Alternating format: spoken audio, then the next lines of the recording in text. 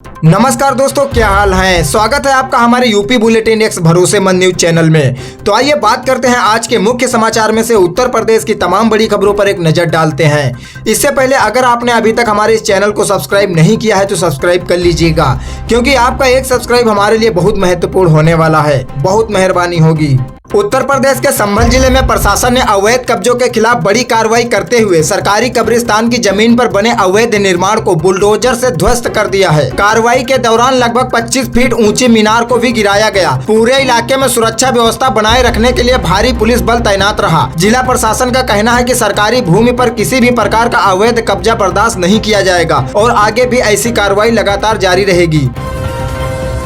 अयोध्या के भव्य राम मंदिर से जुड़ी एक बड़ी खबर सामने आई है। श्री राम जन्मभूमि तीर्थ क्षेत्र ट्रस्ट के कोषाध्यक्ष गोविंद देवगिरी ने पहली बार सार्वजनिक रूप से स्वीकार किया है कि श्रद्धालुओं द्वारा मंदिर में चढ़ाए गए दान में करीब 3 करोड़ रुपए राशि चोरी हो गई है। इस खुलासे के बाद मंदिर की सुरक्षा व्यवस्था और प्रबंध को लेकर कई सवाल उठने लगे हैं। मामले को लेकर संबंधित एजेंसियां जाँच में जुटी है और पूरे घटनाक्रम पर लोगों की नजर बनी हुई है।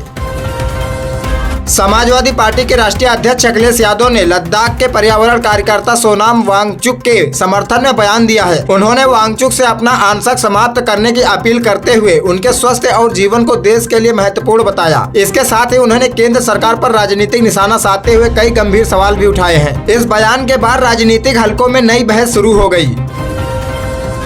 इटावा से दिल दहला देने वाली वारदात सामने आई है। प्रॉपर्टी डीलर आनंद उर्फ महबूब राजपूत हत्याकांड का पुलिस ने सनसनीखेज खुलासा किया है। जांच में सामने आया है कि मृतक की पत्नी और उसके कथित प्रेमी ने मिलकर हत्या की साजिश रची। आरोप है कि पहले दूध में नशीला पदार्थ मिलाकर उसे बेहोश किया गया और फिर गला दबाकर उसकी हत्या कर दी गई। पोस्टमार्टम रिपोर्ट में गला दबाने से मौत की पुष्टि हुई है। पुलिस ने दोनों आरोपियों को गिरफ्तार कर जेल भेज दिया है और वारदात में इस्तेमाल किए गए सामान भी बरामद किए गए हैं।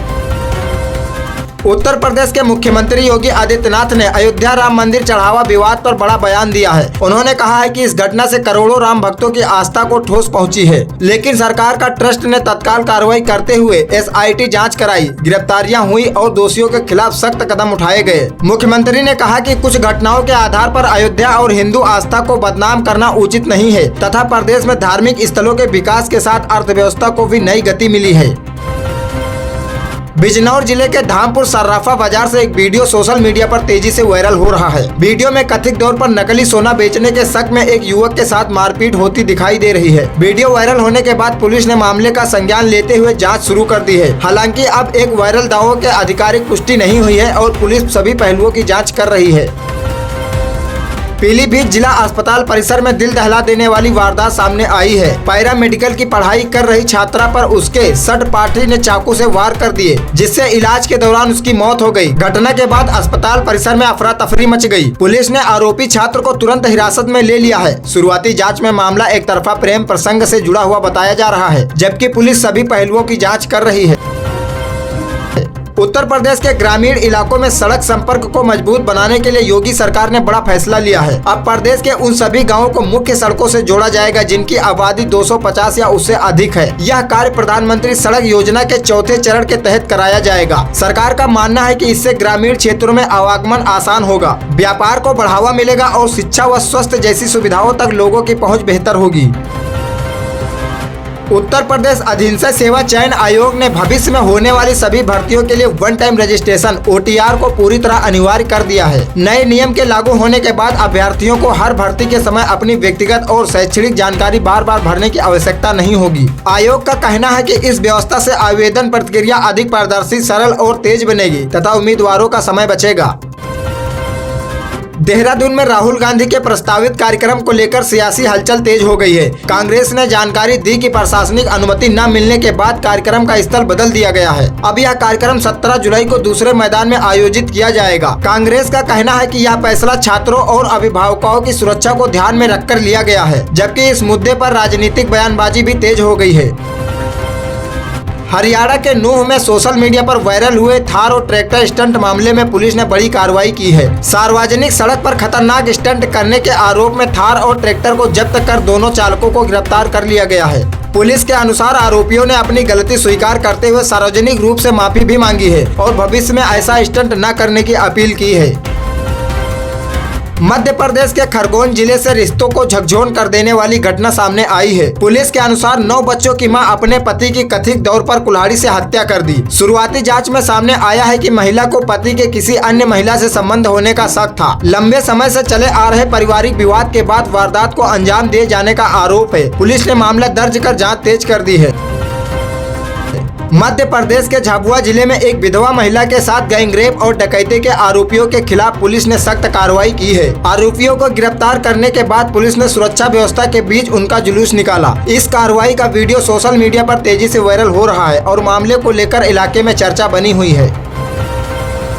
उत्तर प्रदेश में सरकारी नौकरी की तैयारी कर रहे युवाओं के लिए बड़ी अपडेट सामने आई है। उत्तर प्रदेश अधीनस्थ सेवा चयन आयोग ने विभिन्न विभागों में ऑडिटर और असिस्टेंट अकाउंटेंट के 1829 पदों पर सीधी भर्ती के लिए अधिसूचना जारी कर दी है। योग्य और इच्छुक अभ्यर्थी आयोग की आधिकारिक वेबसाइट पर निर्धारित समय सीमा के भीतर ऑनलाइन आवेदन कर सकते हैं। यह भर्ती लंबे समय से नौकरी का इंतजार कर रहे युवाओं के लिए महत्वपूर्ण अवसर मानी जा रही है।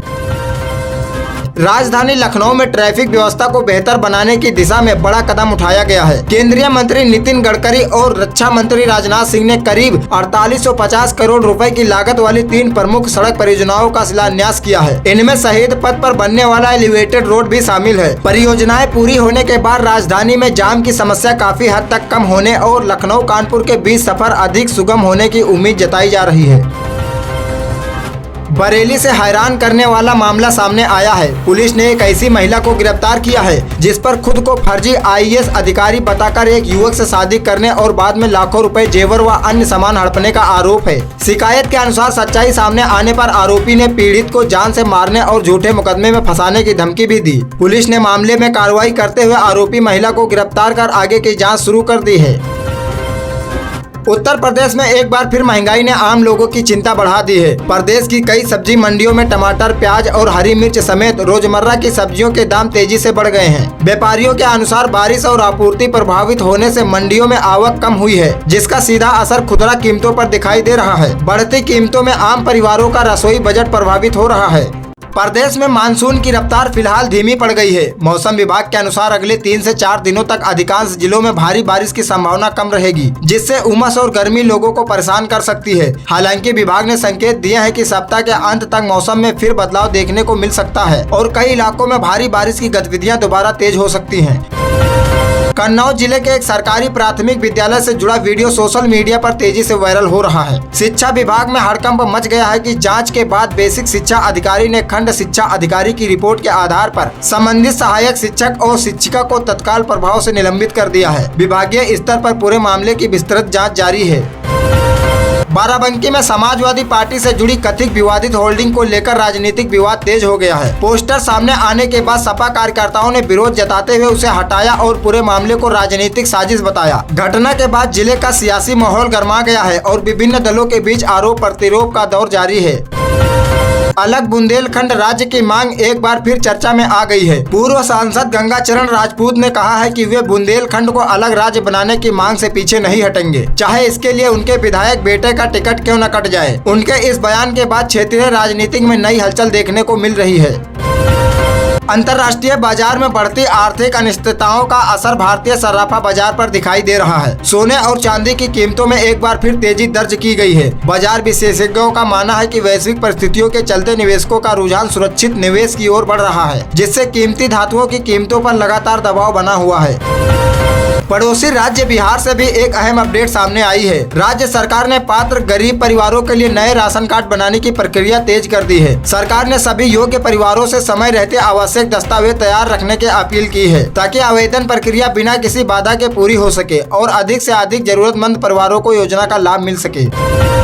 नेपाल में लगातार हो रही भारी बारिश का असर अब बिहार के सीमावर्ती इलाकों में भी दिखाई देने लगा है। गंडक बैराज से बड़ी मात्रा में पानी छोड़े जाने के बाद पश्चिम चंपारण, गोपालगंज, सारण सहित कई जिलों में बाढ़ का खतरा बढ़ गया है। आपदा प्रबंधन विभाग ने संवेदनशील क्षेत्रों में हाई अलर्ट जारी करते हुए लोगों से सतर्क रहने और प्रशासन के निर्देशों का पालन करने की अपील की है।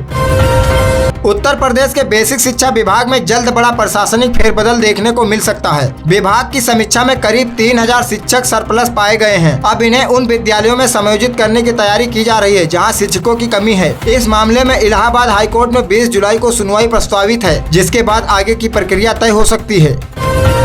मेरठ से एक चौंकाने वाला मामला सामने आया है। सोशल मीडिया पर वायरल वीडियो, एक महिला हाथ में तलवार लेकर कमिश्नरी परिसर पहुंच गई, जिससे वहां मौजूद लोगों में अफरा तफरी मच गई। मौके पर मौजूद पुलिस कर्मियों ने सूझबूझ दिखाते हुए महिला को शांत कराया और सुरक्षित तरीके से तलवार अपने कब्जे में ले ली। पुलिस पूरे मामले की जाँच कर रही है।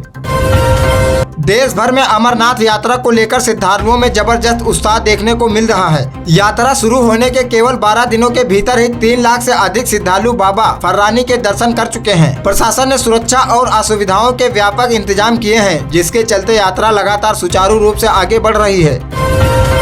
वैश्विक स्तर पर बढ़ते भू राजनीतिक तनाव का असर भारतीय शेयर बाजार पर दिखाई देने लगा है। अमेरिका और ईरान के बीच बढ़ते तनाव के बीच निवेशकों में बिकवाली बढ़ी, जिससे सेंसेक्स में बड़ी गिरावट दर्ज की गई और निफ्टी भी कमजोर स्तर पर बंद हुआ। बाजार विशेषज्ञों का मानना है कि कच्चे तेल की कीमतों में उतार चढ़ाव के कारण आने वाले दिनों में बाजार में अस्थिरता बनी रह सकती है।